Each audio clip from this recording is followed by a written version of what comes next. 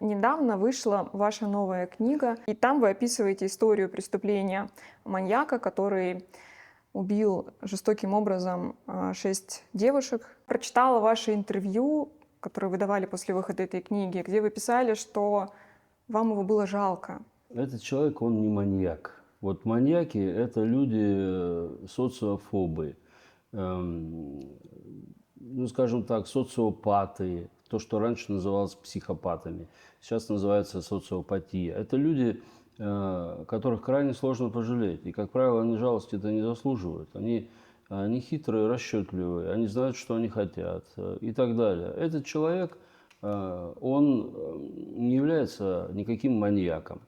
Вот, потому что он инвалид детства по психическому заболеванию. У него интеллект 8-летнего ребенка. Он никогда ни за кем не охотился, он никогда никого специально не выслеживал и никогда не хотел никого убивать. Так получалось, потому что были разные стечения обстоятельств. Но, естественно, человека было жалко, потому что он, по большому счету, сознательно, вот в том, что происходило, сознательно не виноват. Он не отдавал отчет своим действиям совершенно. Психически больной человек, глубокий инвалид. Причем именно по олигофрении. Это не шизофрения, когда человек может быть максимально хитрым, умным невероятно и, скажем так, очень жестоким там, и так далее. Это совсем другая ситуация. Это человек с интеллектом 7-8-летнего ребенка.